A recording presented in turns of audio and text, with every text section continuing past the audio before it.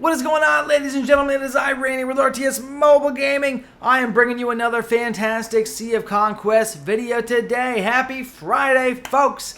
In today's video, we're talking about an incredibly exciting topic. We are talking about a disgustingly strong brand new hero just added to the game today, 2 hours ago. Well, I guess yesterday night when I recorded this video, a few hours before I recorded. So probably about 12 hours from when you're watching this video. Hamar Tornquist, ladies and gentlemen. We'll be talking about how to get him. We'll be talking about the sponsor for this video, GemZ. We'll be talking about how incredibly powerful he is. And we'll be talking about the disgusting levels of synergy that he brings to multiple builds. Get excited. Here we go. So, where can you get Hamar Tornquist? Well, you are going to be able to get him through the knife bounty. Where can you get knives to throw for this great bounty? That is a great question. There are several in-game events. There are also stalls such as the Rogues Retailer. You have the Hero Token Exchange. You have the Parlor here, okay? And you also have the Guild Shop, the Gang Shop, I should say. The Gang Store is also going to sell these knives. All right, so over the course of a few weeks, you can easily obtain 40 or 50 throwing knives, which should be able to get you Hamar Tornquist up to 3 or 4 star rating. Okay, at a minimum, it'll get you a 2-star Hamar Tornquist, which is still an incredibly strong hero. If you would like him to be higher than 3 or 4 stars, you are probably going to end up spending money in the game on the value packs that are 10, 20, 50 and $100 packs, okay? Well, this is where the sponsor for today's video, GemZ, comes into play, folks. GemZ is going to be able to get you the $50 pack for $44 through their service, okay? Check out the Discord link down in my video description below, and that will help take you to the place so you can investigate, do your own research, and decide if GemZ is right for you. Again, they can save you a ton of money. Okay, the $50 pack for $44, the $200 pack for $174. Lots of savings to be had if you are going to spend money to get Hamar Tornquist. I did not say that right. Hamar Tornquist, also probably not saying it right, up past the 3 to 4 star ranking. Which you should be able to get them to 2 to 3, maybe even 4 stars with lucky knife throws based on free in-game purchasing from the markets and the stalls and things like that. But again, if you're going to take him higher, like I took him to 6-star tonight, you're going to need to purchase some packs. Check out GemZ. Thanks for sponsoring this video. So, once you have thrown the knives, again, it is random, but after you throw a certain number of knives, you're going to get guaranteed hero shards. So as you throw the knives, you are almost guaranteed to get some additional hero levels here. It's really great. And as you power him up, okay, you will also be able to go to the Might of the Frost event, and you can claim a ton of free throwing knives just by ranking him up. A ton of free cigars and hero experience, okay? And through this, you know, you can get maybe another entire star level from these free knives that you get from just fulfilling the quest line, okay? So, that is how you get him. Let's talk about how he excels and why. And it looks like I just finished my Radiance training, which I don't care about.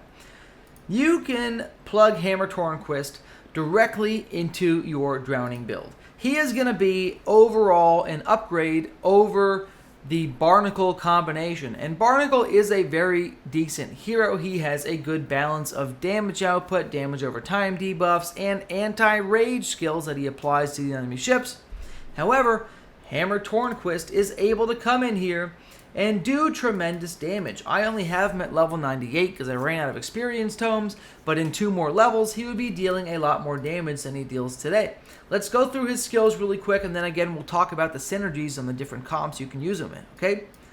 Hamar Tornquist is going to deal at max level 100 plus 200% damage to up to 5 enemy ships. He is also going to apply 2 stacks of Taking on Water to those 5 enemy ships. That is a really big deal. That is 10 stacks of Taking on Water he's going to be applying every time he does his ultimate, as long as the enemy fleet has 5 or more ships alive at the time of the ultimate. So that is going to be a total of, if you just combine those 10 stacks of taking on water with the 5 200% damage instances, okay, without trying to factor in how the damage scales down when you hit more targets, because every AoE damage does that. That is approximately 2,000% of your ship's damage output as drowning / taking on water damage, with 1,000 damage of that as an instantaneous nuke, the other 1,000 percentage of that over 5 seconds per taking on water. Now, there's something to note. There are builds where you will be able to lengthen the duration of his taking on water. There are skills you can have on the Stormbringer. Okay, Tanaka has skills that can lengthen the duration of your taking on water debuffs, and that can actually really raise your damage output from Hamar Tornquist when you start factoring in some of those combinations that are going to help boost that. Because if you boost 2 more seconds onto a taking on water debuff that only lasts for 5 seconds to begin with, okay, you are going to see a 40% increase in that damage. So when you do get the procs from Tanaka or from your Stormbringer, you may see your damage actually move from the 2,000% damage range. This is at 2 stars, by the way, from the 2,000% damage range up into the 2,400 or maybe even higher damage range, and it's really, really going to be incredible. Okay, that is going to put him past many of the other damage-dealing commanders, including Griffin and Adeline. All right, so again, it's going to require some procs to really get up there, but you can, even without the procs at 2,000% damage output, be one of the biggest damage dealers on the field. His next skill, the Frost Sea Hunter. This is just going to boost the drowning damage for his entire ship for 5 seconds. This is a big deal. It is really, really great. It's going to help boost your other commanders, boost their damage, your other heroes, I should say, and it's going to boost the damage of your taking on water stacks. All right. Heart of Freezing Cold. Now, this is really interesting. This is his 3-star ability. This means when his ship takes damage, it will have a chance to apply taking on water to the enemy. At 3 stars, this will be a total of 30%. At 6 stars, you get the second level, it's 35%. It really becomes incredibly powerful at a 12-star hero at 50%. But even at 35%, which is the 6-star rating, this is still incredible. This is going to be triggering, okay, and there is no cooldown on this as per the description. This is going to be triggering a ton of taking on water debuffs to enemy ships, which is more damage, okay? So between his 2-star single ultimate and his 3-star taking on water debuffing ability, he has the chance to actually outdamage Adeline, okay, in these fights, which is really, really incredible. His 4-star ability is a debuff against the enemy, okay? This is going to, when your ship does taking on water, it's going to apply weakness, reducing enemy damage, can stack up to 5 times, okay? At this level, that is going to be a 17.5% damage reduction, and he's going to be applying this to all the different ships that he's putting taking on water on, okay? And that is at 5 stacks.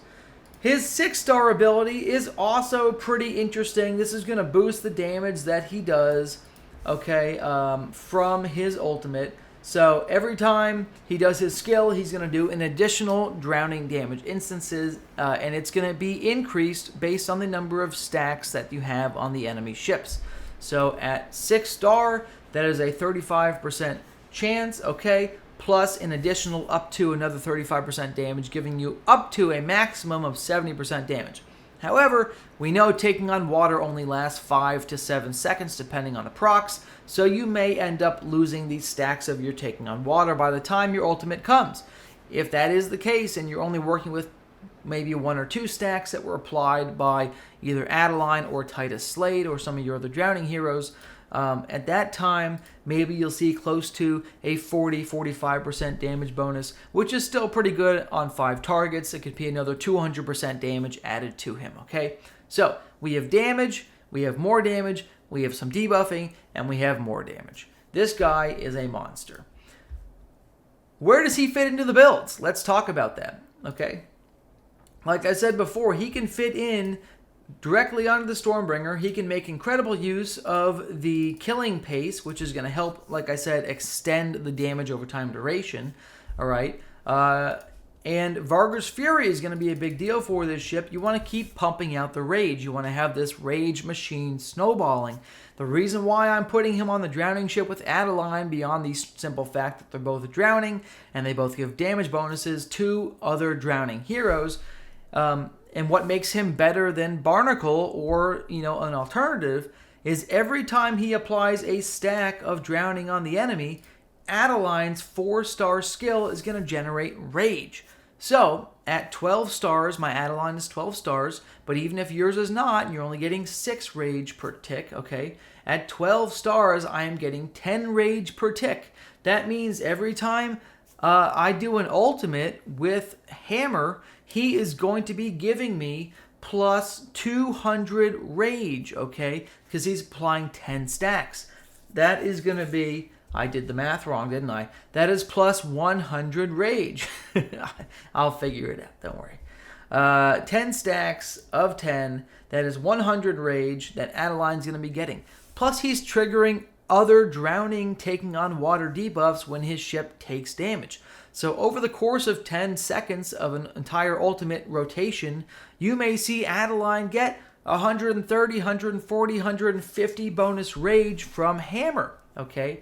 In addition, you're going to be applying a lot more debuffs to enemy ships, which is going to make it a lot easier to trigger Varger's Fury every 6 seconds on cooldown. This is going to mean that you're getting every 6 seconds a 200 rage influx, every 10 seconds a plus or minus 150 rage influx, and then you factor in the synergy with the other brand new drowning hero, Titus Slade, who is also applying a large amount of taking on water debuffs, 2 when he does an ultimate, and 1 every time the ship does a basic attack. So also over those 10 seconds, you may see another 10 to 12 taking on water stacks applied to the enemy ships, giving Adeline another 100 to 150 plus or minus whatever ends up being rage in those 10 seconds.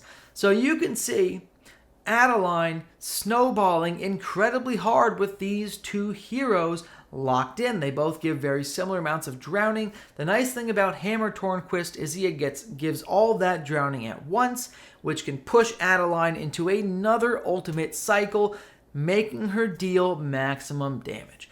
Now, one thing I want to talk about comparing Hamar Tornquist with Adeline, because as you know, Adeline is one of the top damage dealers in the game, hands down. She can compete and often surpass Griffin. She dominates, the Cutthroat builds, dominates any individual hero on the Cutthroat build. And when you compare her damage at 12 stars, I'll just compare 12 stars to 6 stars here. That's 180% damage with 6 damage instances. This is very RNG, but let's just pretend that you're going to apply 5 stacks of taking on water based on the RNG. Call it 6, okay?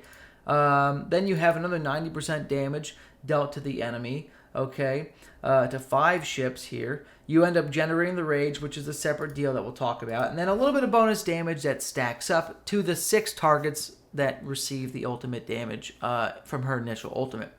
So you end up with actually like 17 different damage instances here, which is incredible. 17 different damage instances, and then potentially 5 or 6 stacks of taking on water. You will see Adeline's damage anywhere from the 22 to 2500% damage range. You're going to see, this is at 12 stars, you're going to see Hamar Tornquist anywhere around the 2200% damage range at 6 stars, And yes, his damage will go up as he goes up in power. So he is able to compete, and he's going to be applying even more taking on water damage debuffs from Heart of Freezing Cold that it's really hard to factor in.